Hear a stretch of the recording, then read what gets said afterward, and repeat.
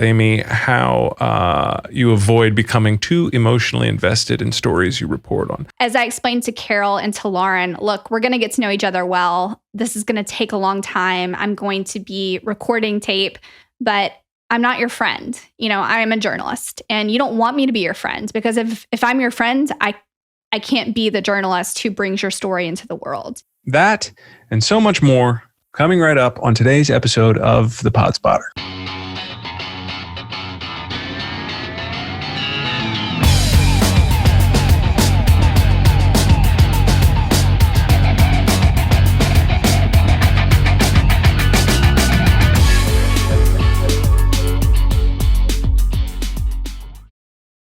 You're listening to The Pod Spotter. I'm your host, Zach Robidas. Guys, there are just too many pods out there to weed through, but that is why I'm here. I'm going to do the heavy lifting, find the diamonds in the rough, the little gems, and every Monday I'll talk to the creators and the hosts and learn about the pods, play clips, and hopefully you find this little resource useful and you subscribe to our pod. Visit The Pod Spotter on Facebook, Twitter, and Instagram, and at The Pod Spotter for extra content and info on upcoming shows.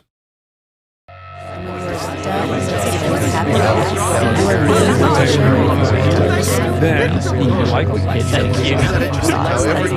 Facebook, Twitter, Instagram. It's really a pleasure. I've been screening hundreds of podcasts.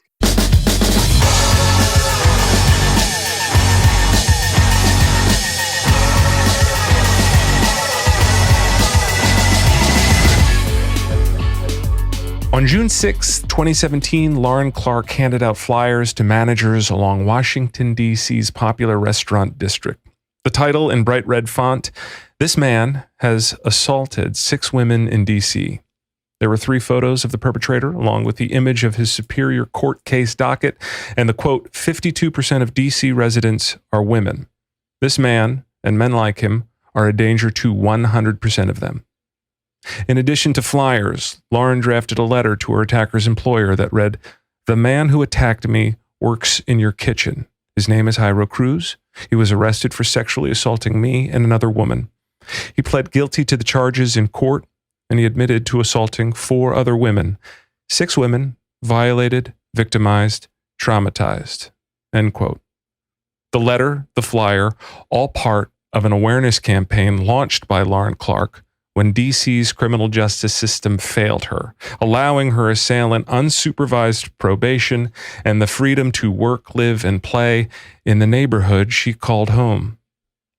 And that is only episode 1 of this 7-part investigative journalism podcast, Canary, The Washington Post Investigates. Joining me to discuss the podcast that made both Apple and The Atlantic's Best of 2020 list is Washington Post's Amy Brittain. Thank you for being here, Amy, and thank you for sharing this pod with us today. How are you? Of course. Hi, Zach. I'm good. It's good to be here with you. I would like to just start off with a content warning for listeners. Today's pod might not be suitable for little ones. Additionally, if the topic of sexual assault is a trigger for you, you may want to skip this episode. Amy, how do you introduce yourself when you are out meeting people corroborating evidence? My name is Amy Brittain. I'm an investigative reporter for the Washington Post. And you don't mention that you won a Pulitzer Prize when you meet people initially, or that's not that. It's not really in the first couple of sentences of the introduction. You're a better person than I am, clearly, because I probably would lead with that. Amy was part of the team who was awarded the Pulitzer Prize for their reporting on fatal police shootings. And Amy, how do you describe Canary to folks who haven't subscribed yet? So it's a little tricky to describe in a sentence or two, because I'm sure, as we're going to discuss, there is kind of a major plot twist that happens after the first episode of Canary. But generally, I describe it as a podcast that is about sexual assault, about 2 women who were affected by sexual assault, and a very unusual connection that exists between them. He damaged another human being for a lifetime. He said, very quiet, "I've been fantasizing about you." You don't get to just say, "Oh, my bad." and everybody move on. That's not how justice works. Lauren Clark's story, who the first episode sort of focuses on, came to you from an attorney and a tip from an attorney. The best story ideas come from tips. Typically it's much better to pitch an idea that's coming from someone who's in the know, who has information, rather than having an editor assign you a piece. I would take tips any day of the week. And this particular attorney who reached out to me, I had actually known from a couple years back from my reporting about crime in the District of Columbia. And she called and she said, if you have the time, if you have the bandwidth, we have this client and you're not going to believe kind of how her case has completely unraveled within the court system of the District of Columbia. So this was a pretty fleshed out story when it arrived at your desk, Lauren Clark's, the initial part. The attorney was offering an interview with Lauren. When I first met Lauren, she actually was not sure that she wanted to go on the record. Even in a print piece, she was not sure that she wanted her name to be made public. So from my point then as a reporter, I kind of conveyed to her that would potentially limit my ability to investigate the piece and to tell it in a meaningful and powerful way to our readers. So I asked her to think about that. And eventually she decided that she was willing to do it. And then when she made that decision, I started gathering hundreds of pages of court records, transcripts, everything that I could gather to try to piece together her story. And was it always with the intent to do a podcast? You have audio, from that initial story. No, the initial intent was not to do a podcast. I traditionally have worked on the print side of the newsroom in the Washington Post, although certainly I don't think it's fair to say that we're just a newspaper. We are a news organization and we tell stories through audio, through video, through graphics. But when I was doing Lauren's story, I was really just doing it for print. And right before it ran, the team at Post Reports, the daily podcast for the Washington Post, saw that it was coming down the pipeline and they said, hey, this might make like an interesting 12 to 15 minute segment. Like, can we get Lauren on tape? So we kind of went and re-interviewed her at that point with the professional audio equipment. And that was the extent of the audio for the initial story. Why do you think you were contacted specifically about this story, and what elements of it made it just like, yeah, no, I need to sort of develop this and flesh this out more? Yeah, it's hard as a reporter because, our inboxes are full with emails from people often saying, do this story, pursue this story. And when we're looking for stories to pursue, we have to kind of take stock of what we have. Do we have willingness of the subject to participate? Is there a public interest here? Is this something that's going to be unique, something that readers haven't felt like they've read before? And at the time when I was reporting on Lauren's story, I had just come off a series about sexual harassment. I broke the story along with another reporter, Arin Carmone, about Charlie Rose, the longtime CBS and PBS host, and his pattern of sexual misconduct with women who worked for his show. So I kind of had a recent track record of pursuing those stories, especially kind of in the height of the Me Too movement. But the interesting thing about Lauren's story is that it felt very different to me because in many ways, what happened to her is a fear that a lot of women have, is when you're going out to jog or going out by yourself. Unfortunately, the reality is that a lot of us are looking over our shoulders, always aware of our surroundings because that's what we've been taught. Even though the situation that happened to Lauren of being attacked on the street in D.C. is statistically rare among the universe of sexual assaults. We know that the vast majority of sexual assaults are committed, unfortunately, by people who we already know, rather than a stranger attack in the night, which is what happened to Lauren. And then the really compelling thing to me about her story is that if you look at it on paper, everything that happened in the first 12 hours after she was assaulted, you would think would guarantee a relatively positive outcome for her in the criminal justice system. So even though this horrific thing has happened to her, the man who attacked her was caught within minutes. He confessed that night. All of that is statistically rare. The vast majority of sexual assaults never end up being tried in the criminal justice system. And then to see that this had reached a situation 4 years later where she's posting flyers out of desperation, walking up and down a busy street in DC, asking anyone to help her feel safe again. I just kind of thought that was potentially a very compelling story that would resonate with our readers. She has to follow this individual on Instagram and sort of track his movements so she doesn't bump into him.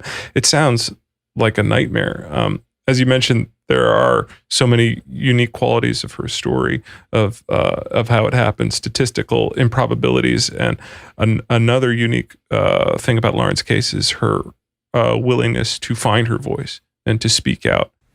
A forceful hand over my mouth, another between my legs.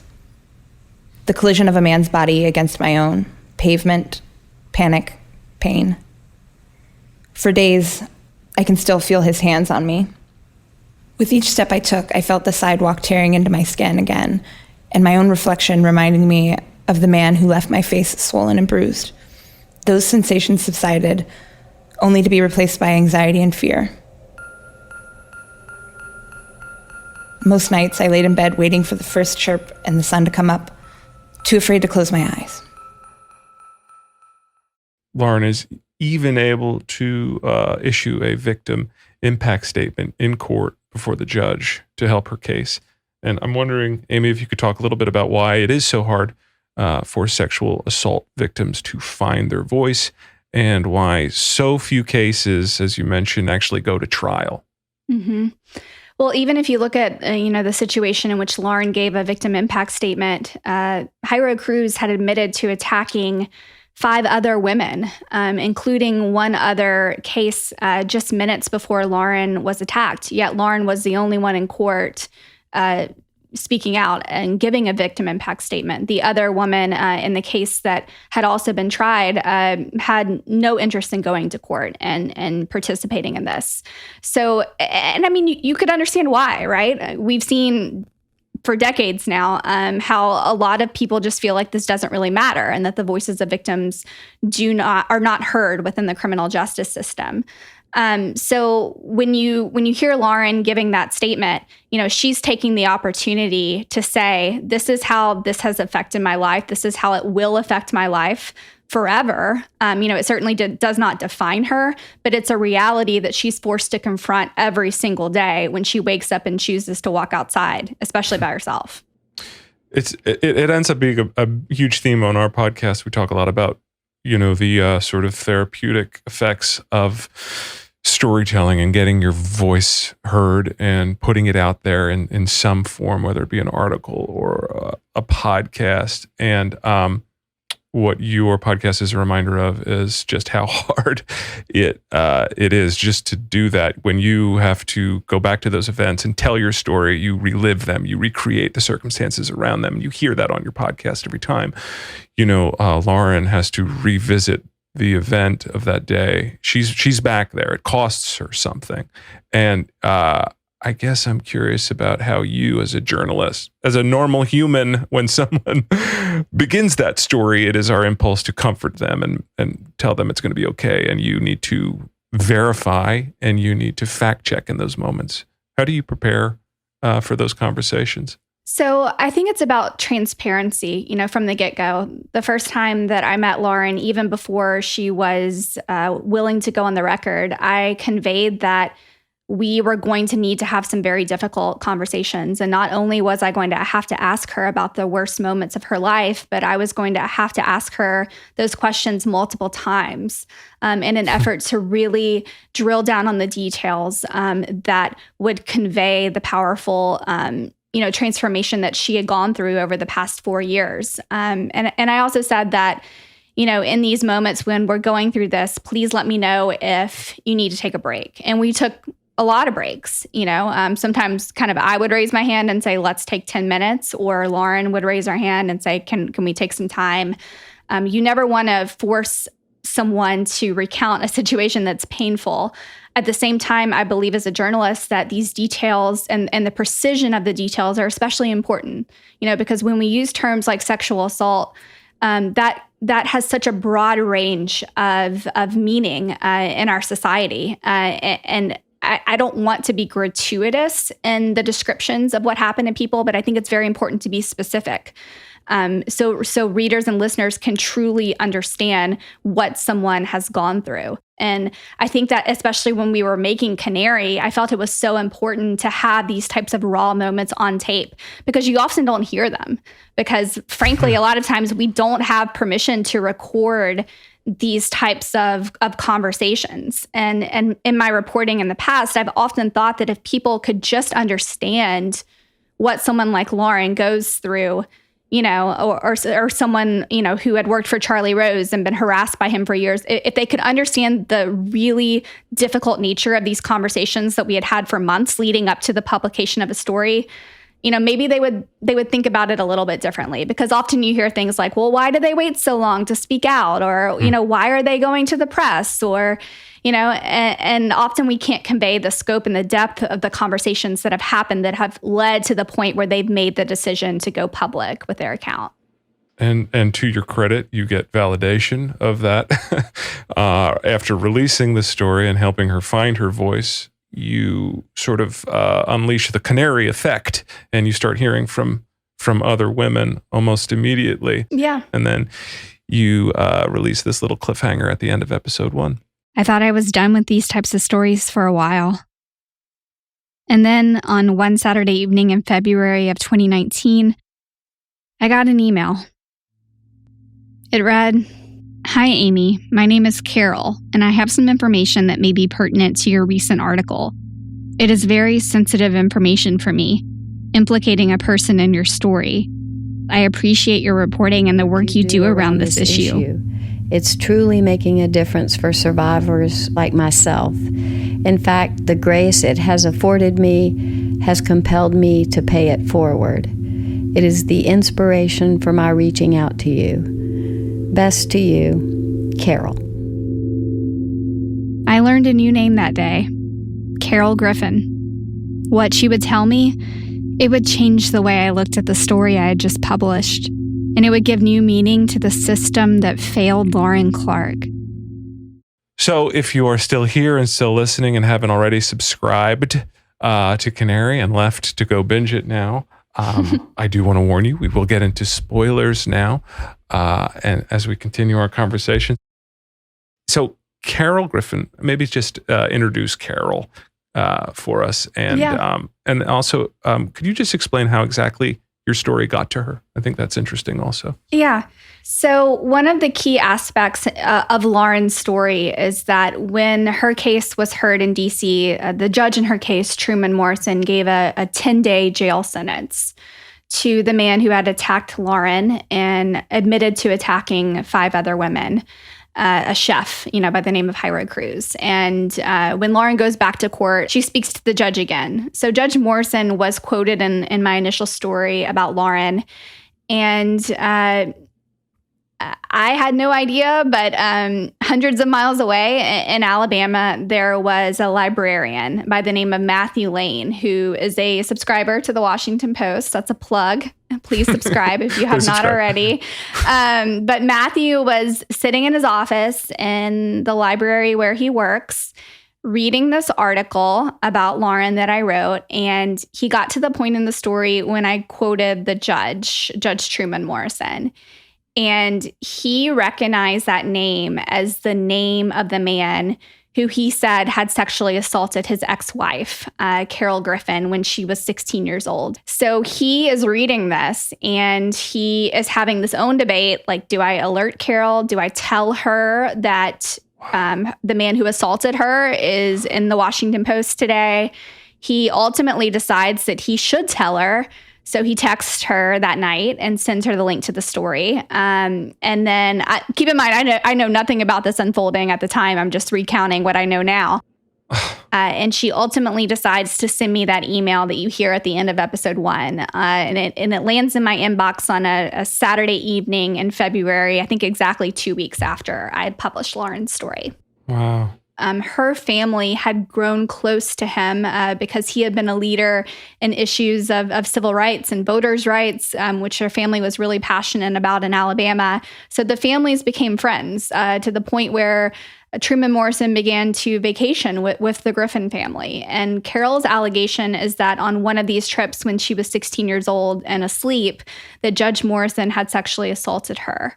And she said that what happened on that trip was not the end of the troubling interactions that she had with Judge Morrison. What was the response like from just Lauren's story initially, aside from Carol's story and how this podcast would unfold? The really surprising thing is that the majority of emails that I got were from men.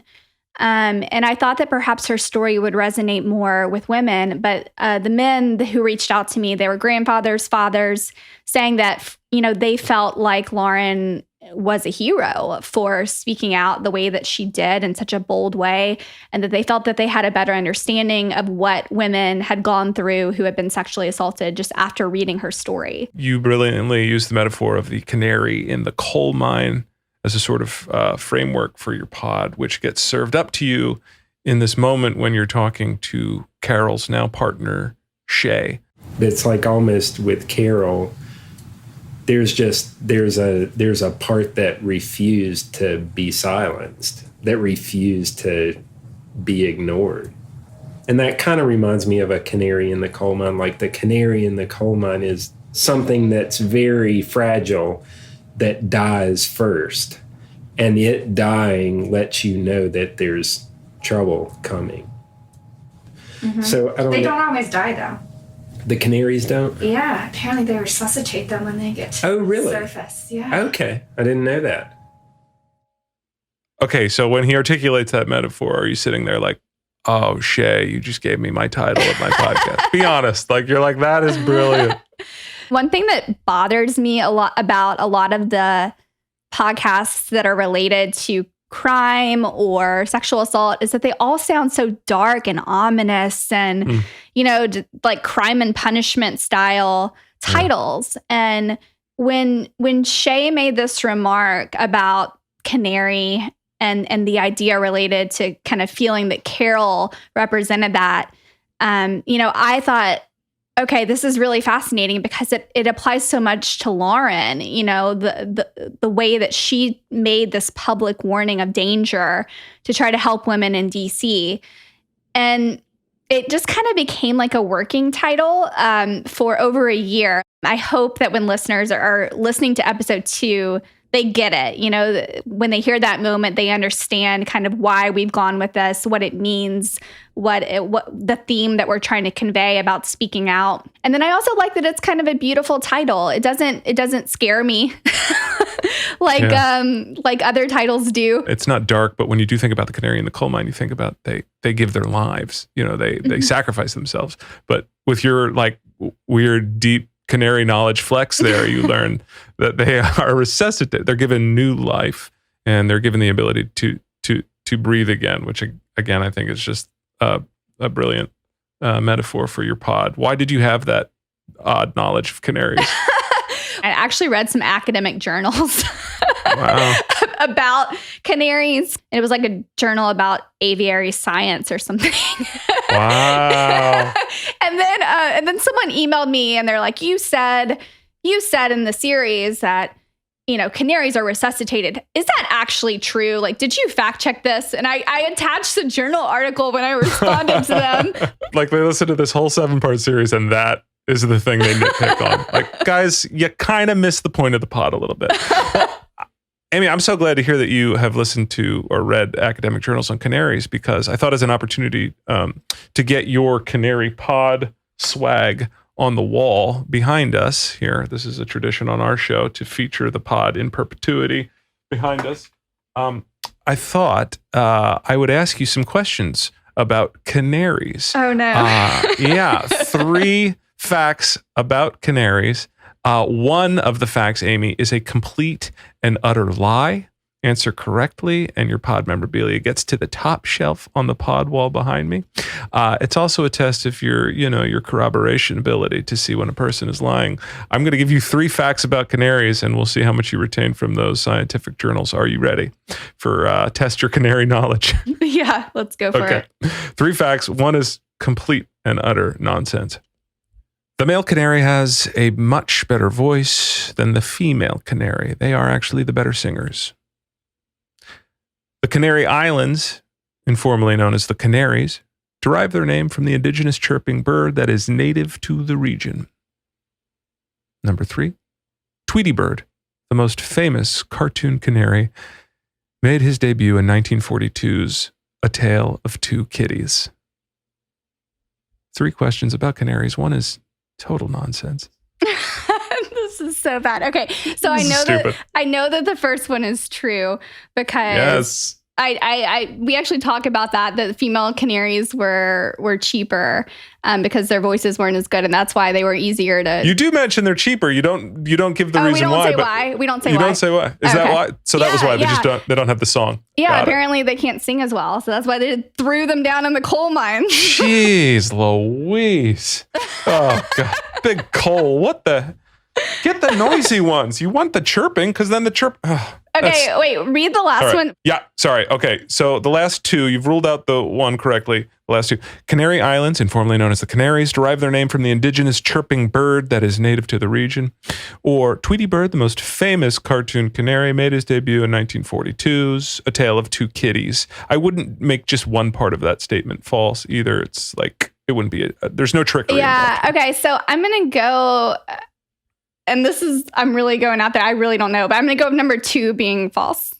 Number 2, the Canary Islands, informally known as the Canaries, derive their name from the indigenous chirping bird. The Canary Islands are not named after canaries. That is correct. Oh, thank God. It's named after a canine, the Latin word for dog, which seems misleading. Well, congratulations. That makes it up on the wall. You are a top shelf pod. Congratulations. Thank you so much. I was actually really nerve-wracking. I was sweating bullets over here. Crushed it. There's a shadow hanging heavy. There's a cold chill in my bones. That is the theme song to Canary. It is entitled Canary by Joy Williams. And Amy, how did you stumble upon the perfect theme song for the perfect named podcast? So once we had the working title of Canary, producer Rena Flores challenged me to really think about, what we wanted the podcast to sound like. And she even created a mood board. And, you work in TV. I'm not sure if you've seen this in TV or film projects, but the idea was to create kind of a visual representation of if you could attach, colors to the sound clips that we were hearing and collecting, or images to sound. What would it look like? What would it feel like? What type of mood would we want? And we felt like there was kind of an interesting Southern Gothic feel that was kind of woven into this, especially once we get into episode 2 and 3 when we're in the Deep South in Birmingham. We emailed her management team and kind of said, we'd like to use this. And we wanted to give her a sense of the subject matter, given the difficulty and the sensitivity of the subject matter. They were fantastic and to work with, and we're on board for it. Every time I listen to an episode, I let the song run. I let it play because I love it so much. Well, I'll just read a few of the lyrics and reflect on the serendipitousness of the situation. But I will not shut my eyes. Oh, I will not fall silent. Canary in the coal mine. I will, honey, I will. The other time music comes up on your show is when Carol, who is a musician, asks you if you've heard some fairly famous musicians. And that leads us to a listener question from, this is a DM from Victoria82. What is in your iTunes library, if not Wilco or Lucinda Williams? Oh my God. I knew you were going to ask me about the Wilco thing. I was so confident you were going to bring up Wilco that in fact I played them on Spotify this morning just to make sure. I thought you were going to ask me to name a Wilco song. So I was like, I got to be prepared for this. I would never music shame anyone. This is a listener question. So for those of you who have not listened to episode 2 of Canary, there is a moment where we're sitting around Carol's table. She's a former rock star, and she's talking about who they were signed by, her band, the Sugar La-Las. And she's like, the people who signed Wilco, you know them. And I just say, no. And then that moment, I've gotten so many comments about me not knowing Wilco. Even my fiance was like, seriously, you don't know Wilco? Brutal. brutal. 3 years of your life on this podcast, I all of this know, work, all the awareness and the good work you're doing. People email you about canaries and Wilco. I know. So the first time that we hear from Judge Truman Morrison, who is a major character in your podcast, and the judge that presided over Lauren's case and is also involved in Carol's story, isn't until episode 4 at this Justice Symposium that you actually attend. I view it as a continuing privilege and high honor to serve as a judge, and I have just vast respect for the women and men in this country who manage to do the challenging job of being a trial judge over time in an honorable way. I guess I'm just curious about, you sitting there at the symposium with the allegations against him from Carol, listening to him speak about honor and integrity. How are you holding the duality of these two men in your head? Or is this just something you're used to from, as you said before, reporting on cases like Charlie Rose? Yeah, so I was sitting there, the reason that I went to listen to him is because sometimes in courtroom settings, you only get like a very limited glimpse of individuals. They don't typically get to speak a lot about what inspires them. They're just referring to the case that is on the docket in front of them that day.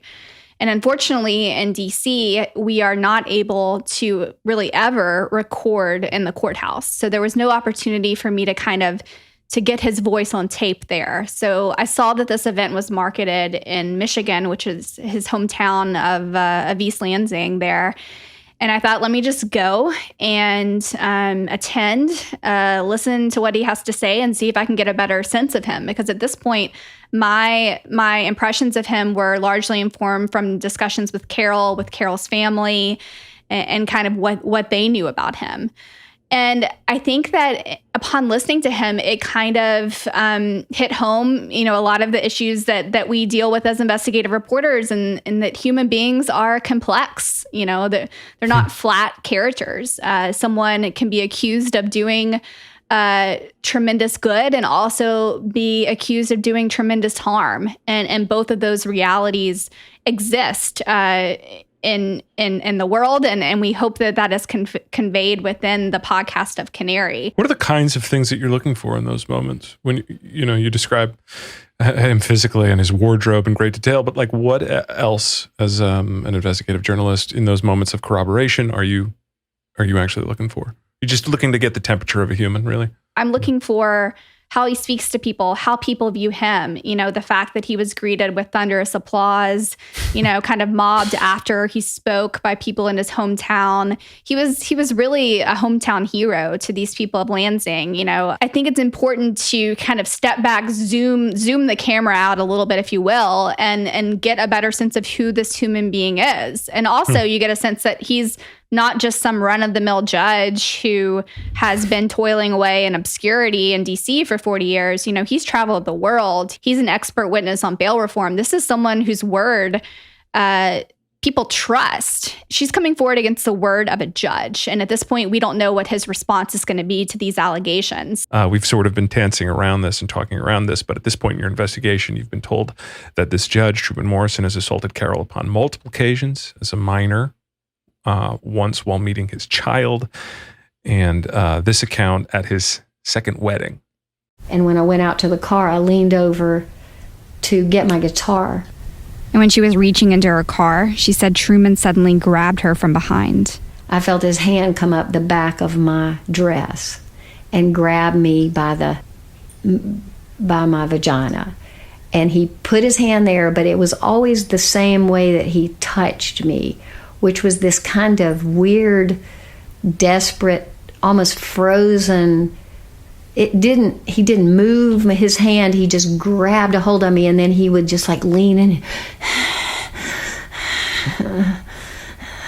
like that. It wouldn't last that long. I just froze, and it lasted for a few seconds, and then it would be over with.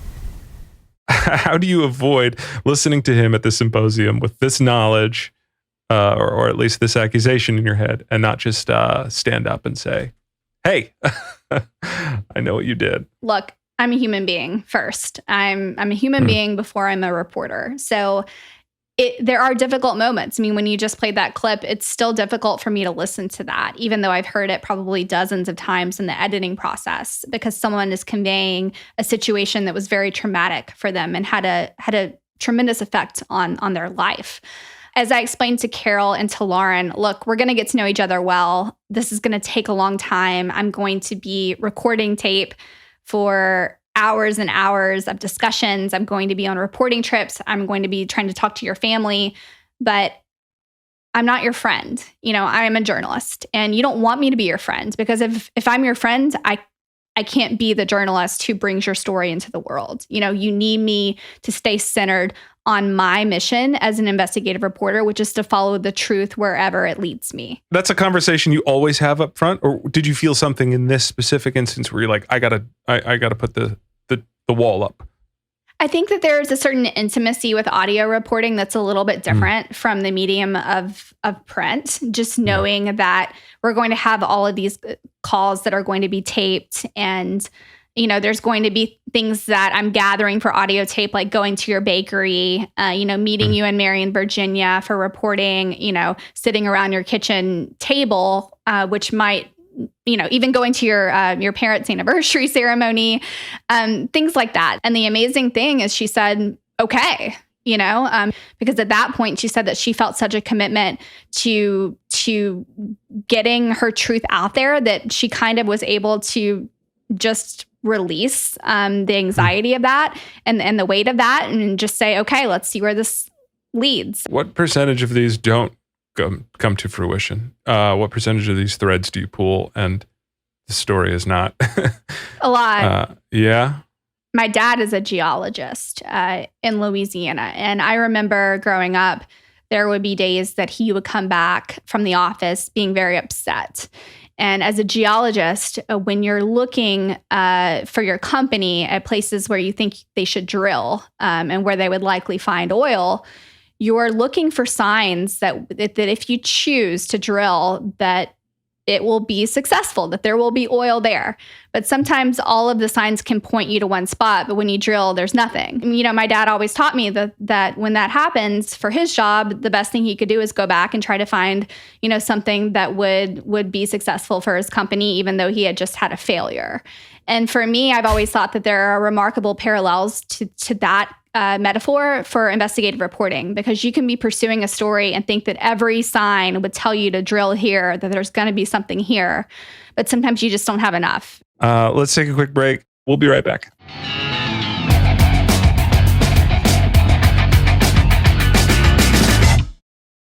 We are here to find the wonderful little pods for you. And if you like our show, please check us out and subscribe. Visit thepodspotter.com on Facebook, Twitter, and Instagram at thepodspotter for lots of goodies. Please leave a review, subscribe, rate, and judge us on Apple Podcasts and help spread the word. We release every Monday with a review of a wonderful new pod, and we're going to just keep plowing ahead. If you have suggestions for pods in the future, drop us a note on any social media platform and leave some questions also, as some of our listeners have.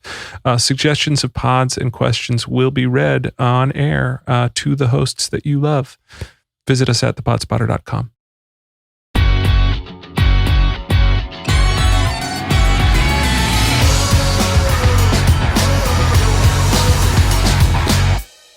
This is 7 episodes. You dumped it all at once. Maybe talk about the decision just to do 7 episodes when you clearly had enough material for 20 episodes. When we were kind of envisioning the story arc for it, I used a structure that I've heard about in print writing before. It's called a braided narrative. And the idea is that if you imagine a hair braid, you start with one braid. The first braid is Lauren. You're invested in her story. The second braid comes in, and it's Carol. And you see these braids kind of crisscross, almost like a dance is happening within the series. And at the end of episode 4, there's a moment that to me is the most emotionally devastating moment of the entire series, which is when I go back to Lauren and tell her about Carol's allegation and the fact that the judge in Lauren's case himself is accused of sexual assault of a 16-year-old girl.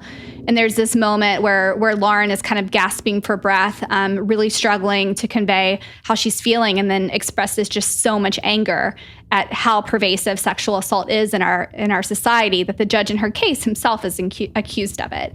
So the decision to thread Lauren throughout the story was very important to me because she started this. You know, Carol doesn't come forward to me without Lauren taking that step to post the flyers and without me telling Lauren's story. None of that happens. Carol doesn't come forward.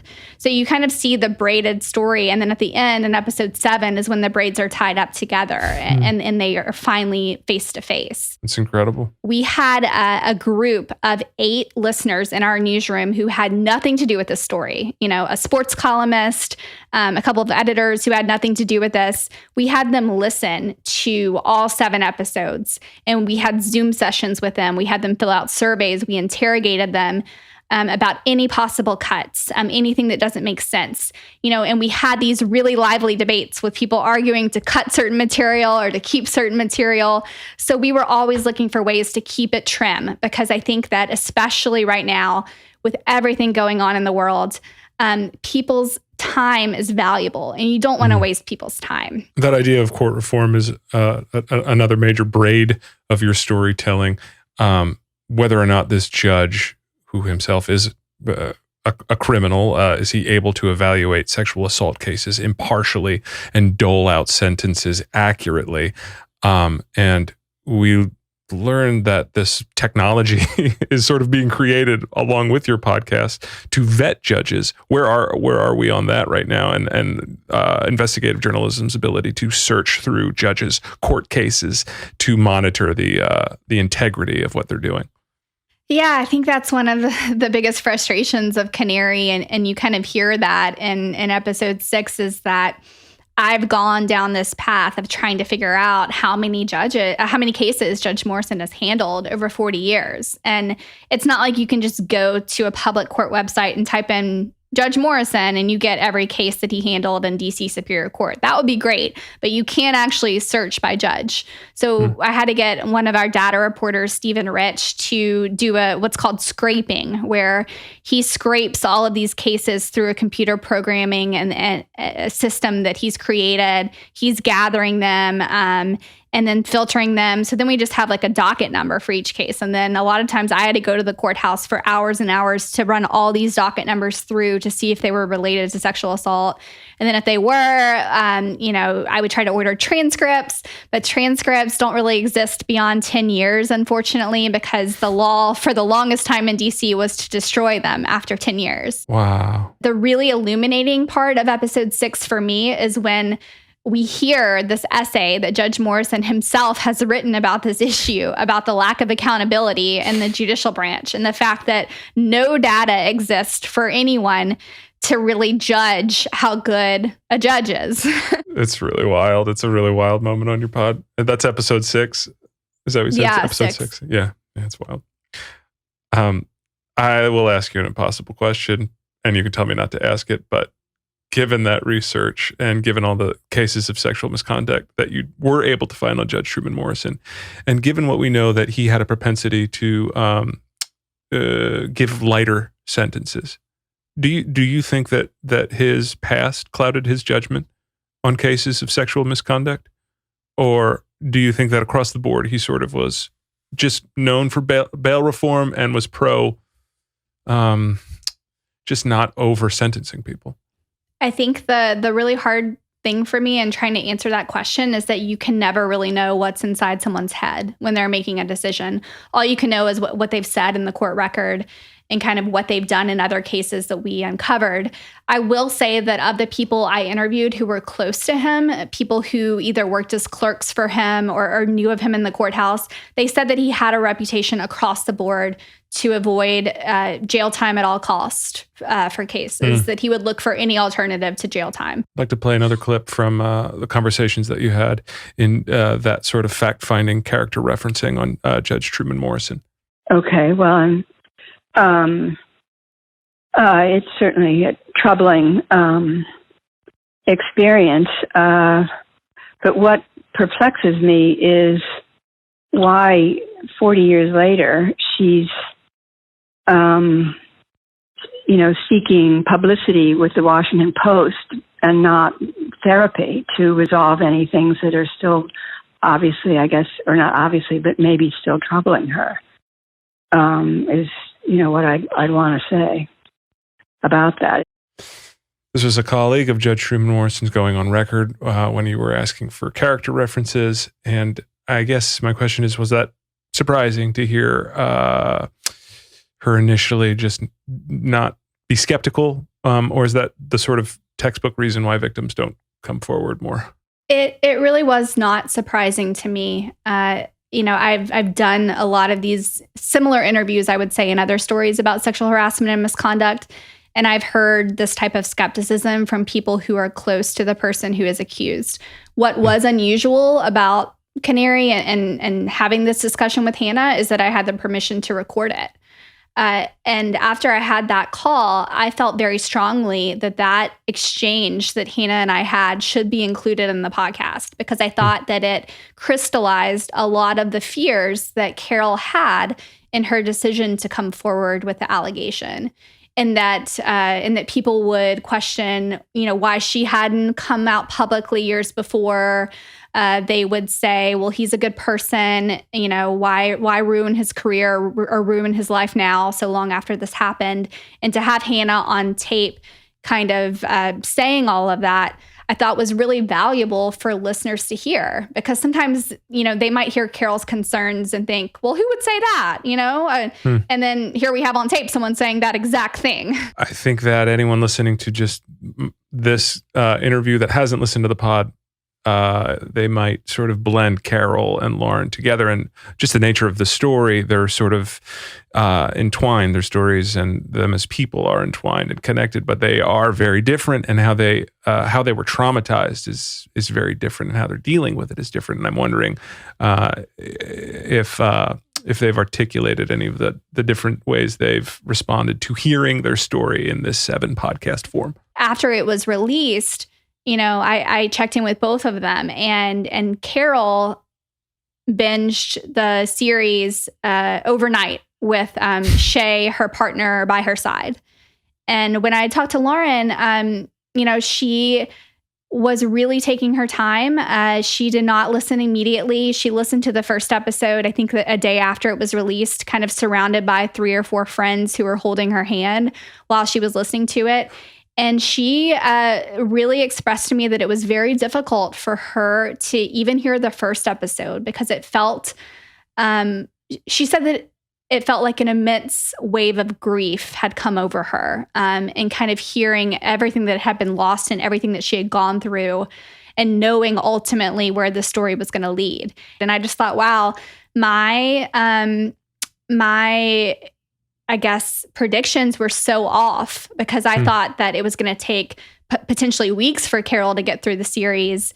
And it was really Lauren who was expressing to me that she was having more of a difficult time with it.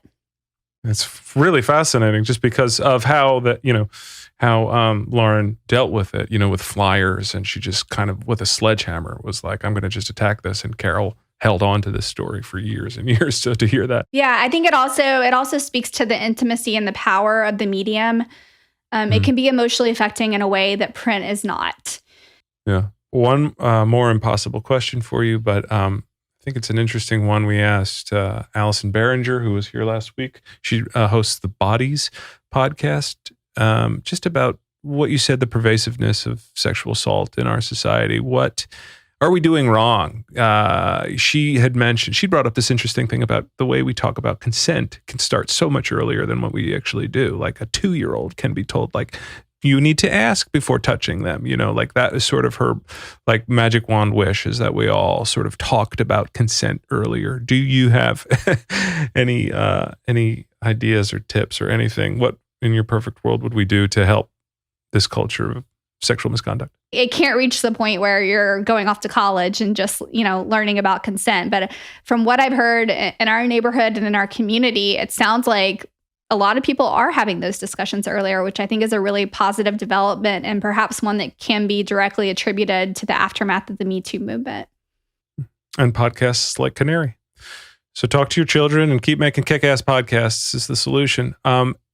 Amy, is there a piece of audio or a sound or a song that you would like to offer up as what you would like inducted into the Podcast Hall of Fame when that is inevitably built and customers arrive and they find the Canary kiosk in the corner? They go over and hit the red button to learn about what your podcast is, and this sound comes out. Well, hopefully it's not the clip of me not knowing who Wilco is. It's just, yeah. You know, there's a moment for me that I kind of always go back to, which is in the beginning of episode 5. There's this phone call between Carol and myself, and Carol is having a really rough time, and she's considering backing out of this story. And I'm telling her that it's okay if she doesn't want to do this anymore. And then she talks about kind of the wonder and the improbability of all of this even occurring, you know, for Matt, her ex-husband, to read this article, to flag it to her, for her to like think about it and pray about it for 2 weeks and then contact me. And she's just talking about like the craziness of all of that. And then she just kind of blurts out, "For God's sakes, the story is writing itself." This is about telling the truth. I felt so moved by Lauren's predicament, you know? And then I called you and something started to really unfold. And then why did that unfold within me? All I'm saying is just, for God's sakes, you know, this story is writing itself on my own heart, my body, my skin, my world. I like that because, cool, you know, it kind of conveys just kind of the fact that the story was leading the way. You know, I am the reporter who takes you through it.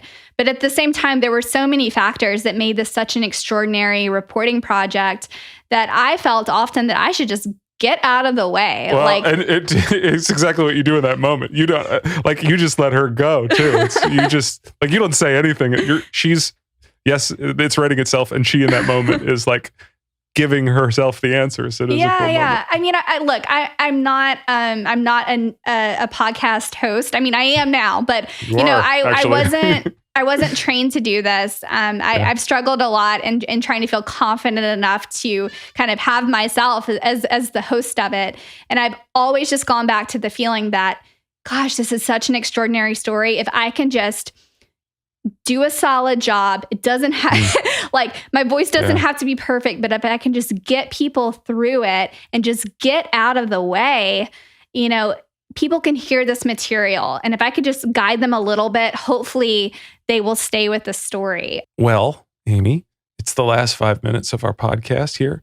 And as you know, no one listens to the last 5 minutes of any podcast ever. Except maybe yours, it's very good. But by now, they're finished washing the dishes or taking the kid to school. So no one's listening. Okay. And we could basically talk about whatever we want. This is our time to recite poetry or tell off a former loved one. Really anything. It's the last 5 minutes.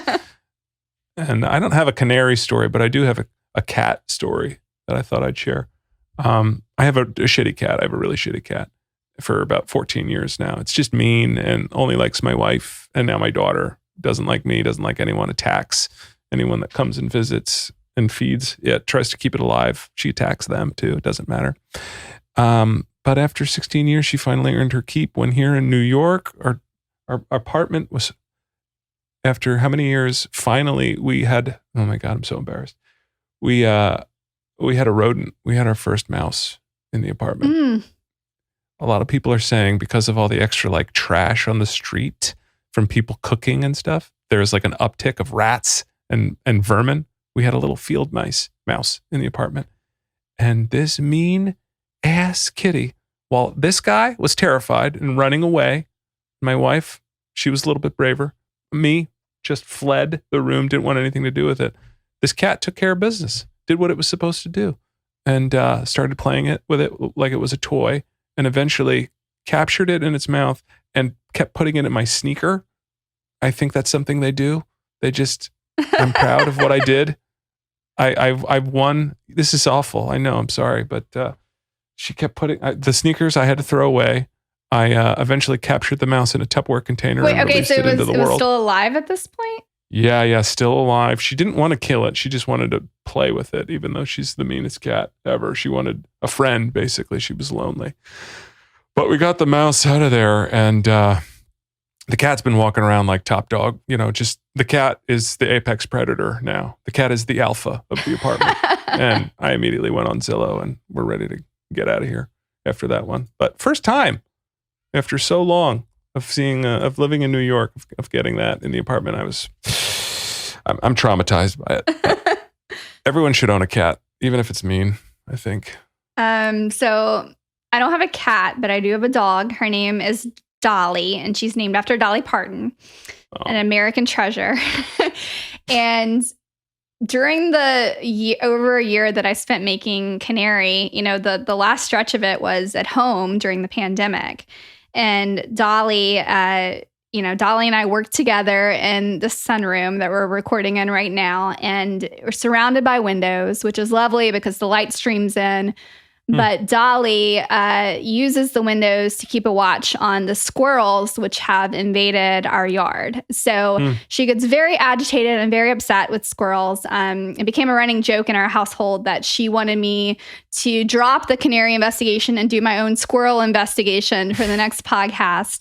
And she's been a loyal coworker. Every time I was recording in the studio, she was posted right outside the door, ready to alert if any squirrel threat was nearby. And I'm happy to report that after spending 2.5 years of her life solely devoted to the mission of capturing squirrels, she succeeded. For the first time last week on a walk, we were walking her, and there was a fence right to her left where a squirrel was just hanging out on the fence. She turns her head to the left and just bites down on its tail and grabs it and swings it around.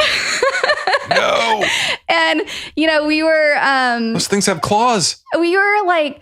I think didn't want to tell her to stop because we were so happy that she had finally accomplished her life's mission.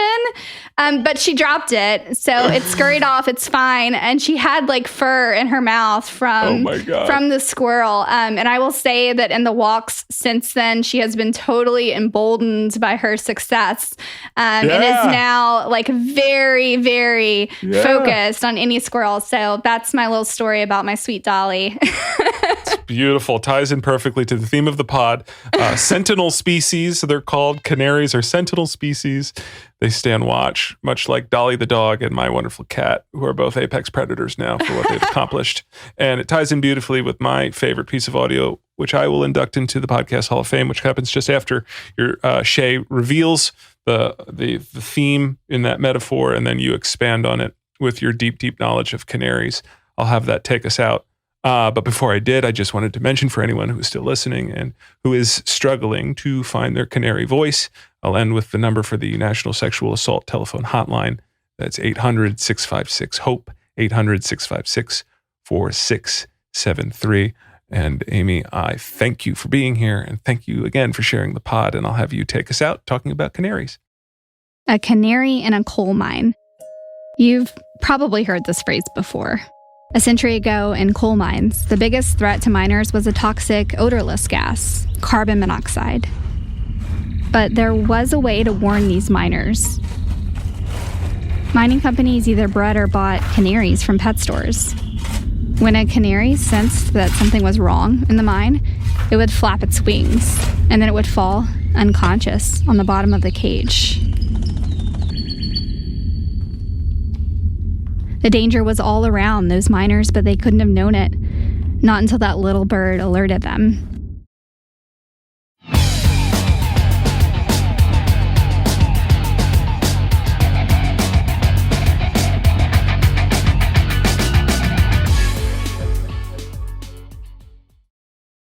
This has been the Pod Spotter, where we showcase the pods that you need to know about. But if you have one that we should know about, let us know via thepodspotter.com, on Facebook or Twitter or Instagram at thepodspotter. Thanks, everybody.